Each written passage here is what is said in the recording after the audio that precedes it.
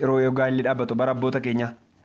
Mucaansaa intala warra habaluu gaafattuu gaafa dhaqu abbaatu dhaqee qorata.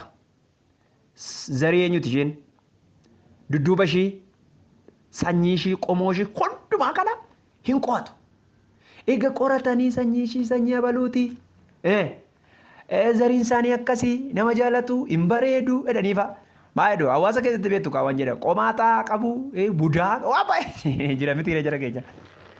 Akka sanatti deemanii erga fixanii booddee jaarsa biyyaa ergu. Egaa jaarsa biyyaa erganii nuu seera qaba akkaataan jaarsa biyyaa aadaa Oromoo keessaa wanti natti tolu na sirna gaa'ilaati. Hin cabeekkoom akka barbaadetti kurtuu feessaala kurtuudha walitti galee namni feessaala kurtuudhaan kan wal ari'uu fi isa kanaaf seeraaf seermoonii isaatu bade achi as dhufa isaatu bade. Akkana gaafan jedhu waan durii sanitti isin deebisuuf fin dubbadha miti. Kanaaf duuba qoratanii eega fiixanii booddee baqa mucaan koo intala warra habaluu afuudheedhu. Dees የሚል ነገር innis jaalladheera. Adeemsa kana hundumaa keessa darbame. Gaafa kana hoo wal baruu inni jedhu sun arra maaliin tokko namni tokko amala walii hin beeku yoo ta'e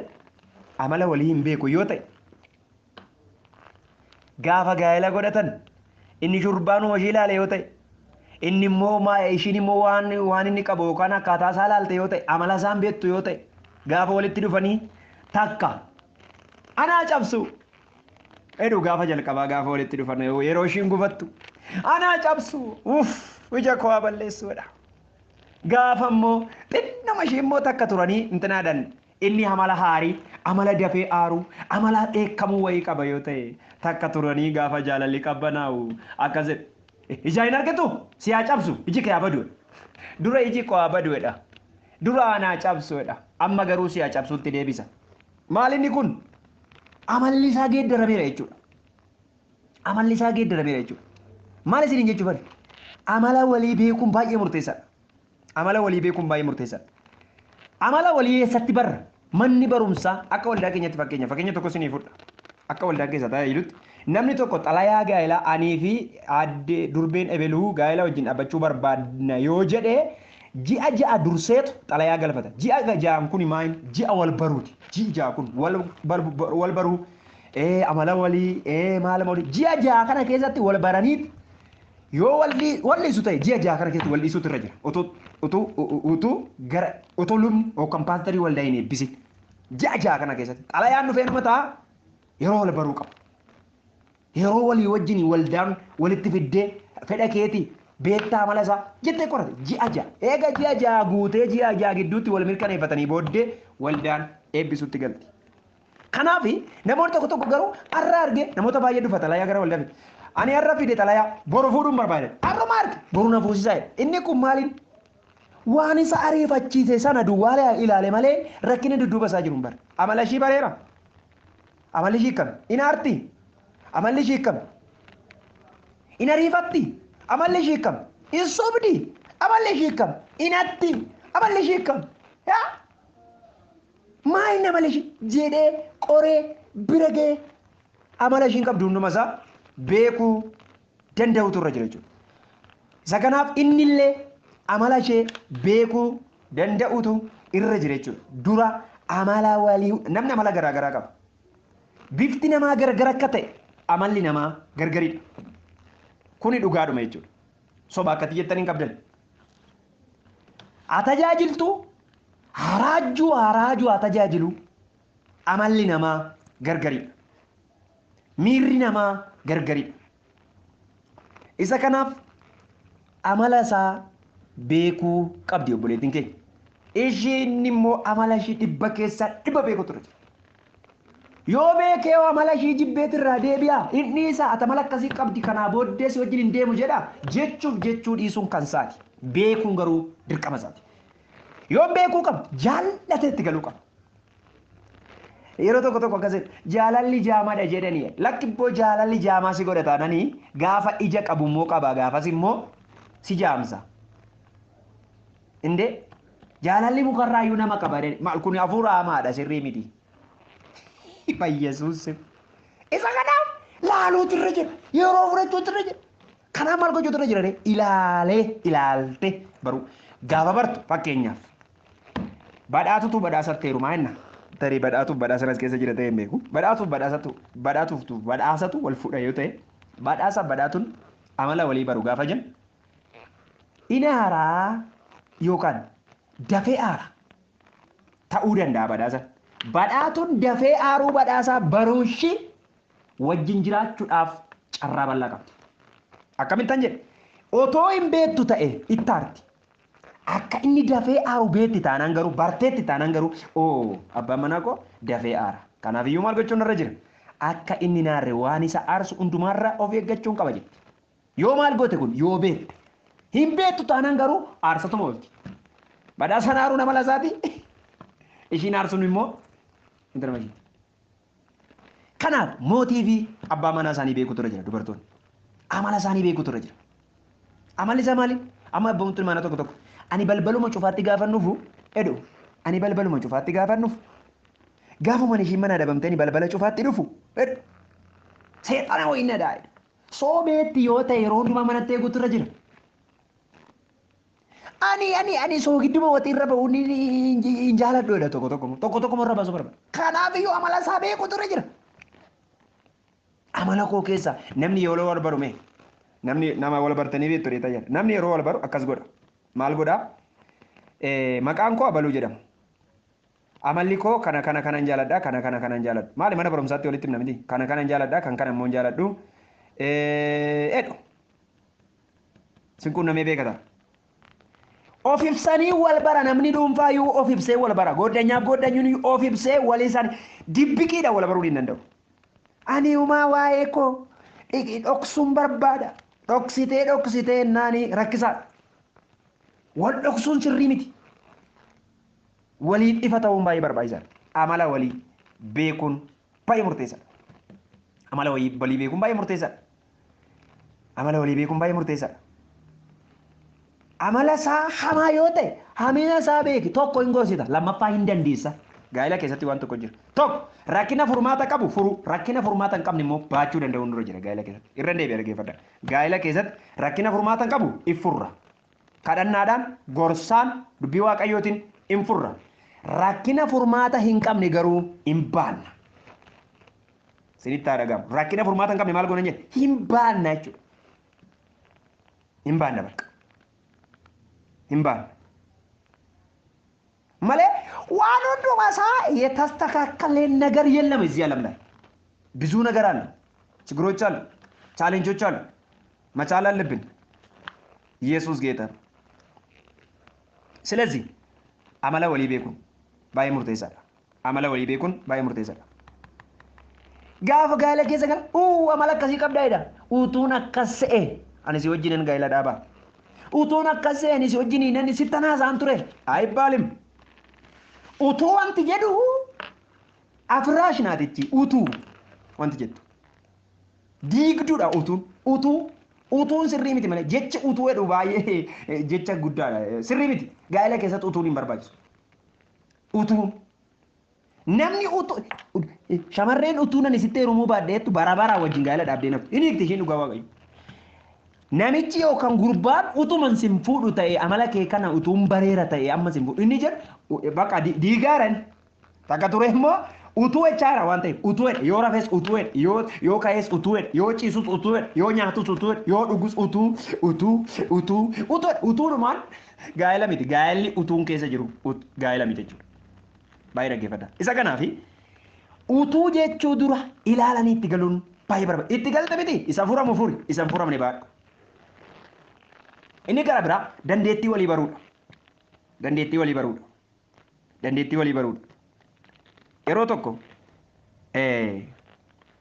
gurbaa tokkotu mucaa tokko fuudhu malee deemaraate. Maaloo obboleessa koo mee tasgabbaayii jedhanii lakkii maaloo rifeensi ishee achi gaadhe maal tasgabbaayii meenne inni isaa booddee fuudhee gaafa fuudhee galu guyyaan cidhaa dinqii ta'e an baay'ee ta'e gaafa guyyaa shanaffaa miizonni yaa'anii dhufanii miizee yaa'ee dhufee wanti baay'een qixxaa'ee dhufee gaafa shanaffaa kakaatee buna danfifteetu hindaaqqoon qalameetu waan garaagaraa ta'a mitiire gaafa kana abboo koo abbaan maniyyee kaa dhaqee hindaaqqoo bitee harragaa ishee kee dhufaa obboloonni kee hundumtuu hin dhufu har'aa edheen toleette hindaaqqoo bitee itti kenne. Yeroo diggisii nyaatti mana keessaa hojjetamee obboloonni keenya miizonni isaanii dacha'anii ollaan dacha'ee labeen hindaaqqoo 12 abbaan manaa kan wal geesse hindaaqqoo tokko bite. Waxii kana baafteetu hindaaqqoo kana asuma baasuu diddee ante. Asuma baasuu diddee hin turte. Maali? Maarree sanis as baati kaa'edheen. Maarree sanis as baati kaa'ennaan.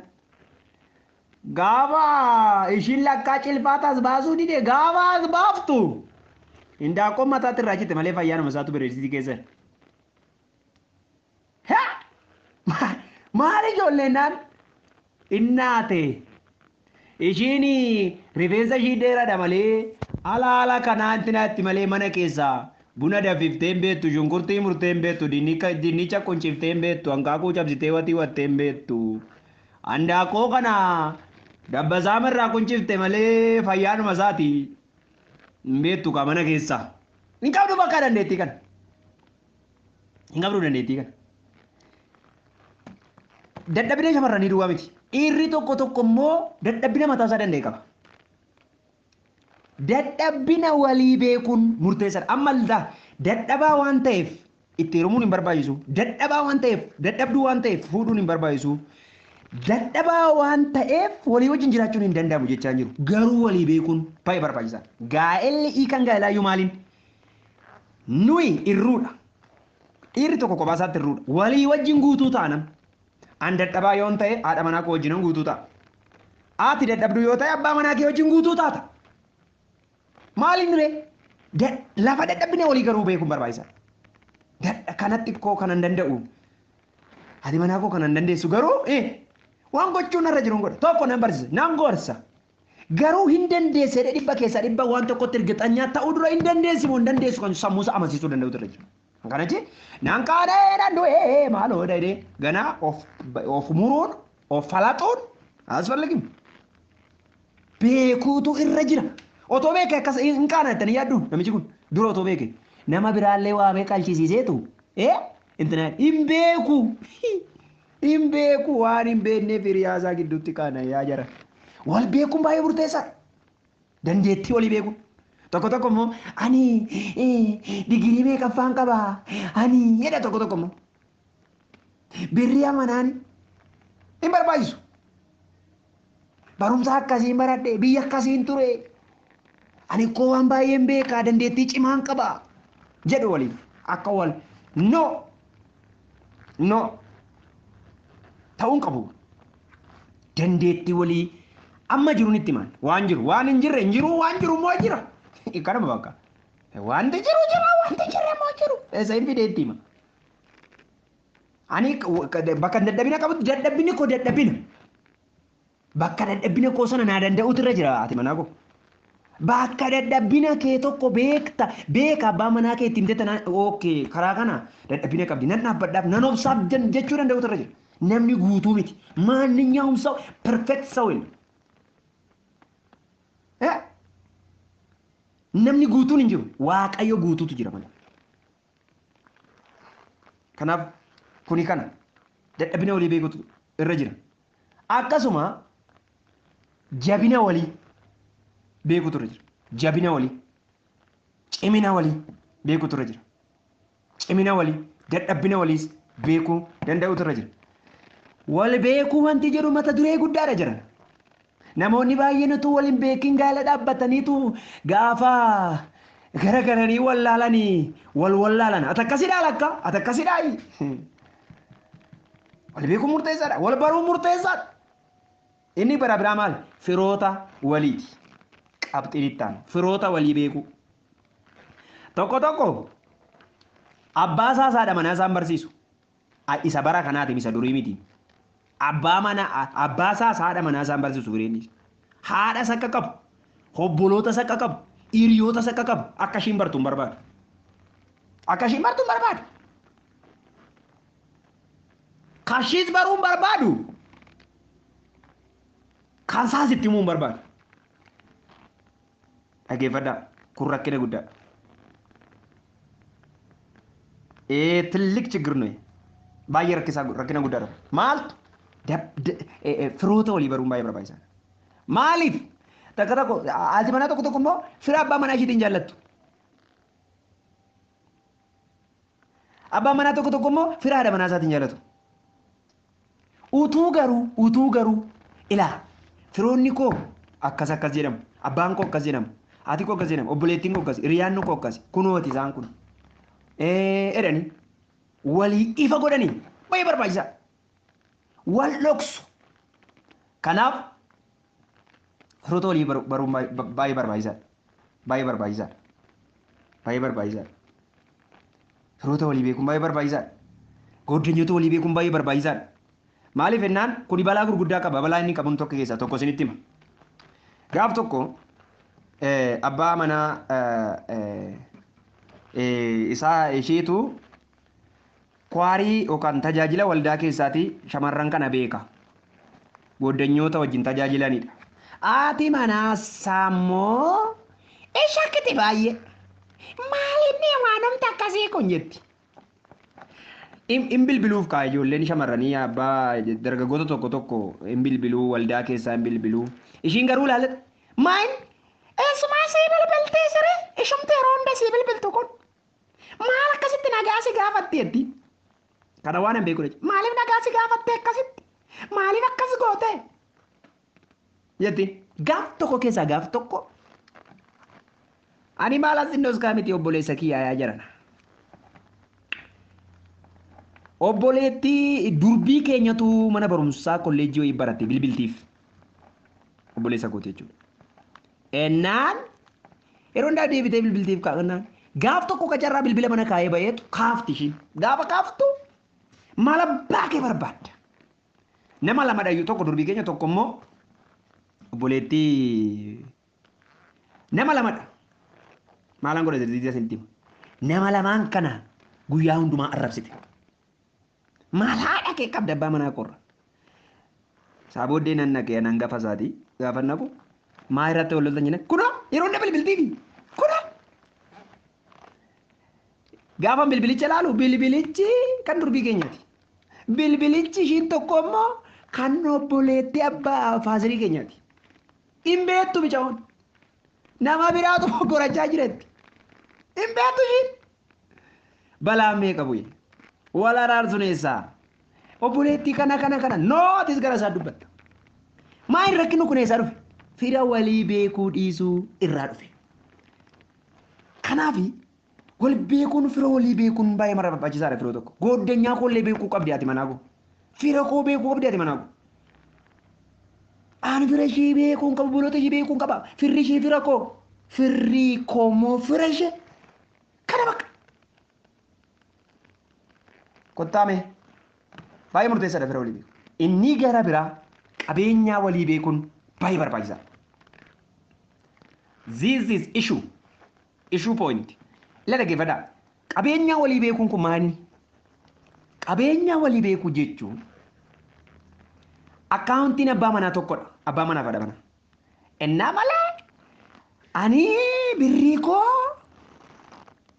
haadha manaa kootti hin argisiisu ishiin birri damoosa koo beeku ani yeroo hunduma amma gaa'ela araarsinu kan naquunnamu ani birrii inni fudhatu hin beeku itti ati mana na dhoksaa itti ati mana nattiin kennu itti ati mana eessa naqaa waan isa keessaa ifatu maa dhoksaa ammayyaa waaqayyo ani mee dhugaa waaqa dhiifa manaa godha anaafuu akkasii afuuraa maadhan jedhan maaliif dhoksa maali mindaasaa maaliif dhoksa abbaan manaati mana birrii kiisa dhaqamu maaliif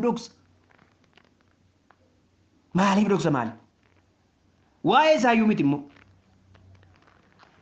gaafuma walitti dhufan qabeenya mana iddoo garaagaraatti ijaaru gaa dhiirri tokko miti mana koo iddoo akkasii qoba ani beeka ittiin namoota akkasiin baay'een beekan ni garmi nagar bisu aqal maal godhu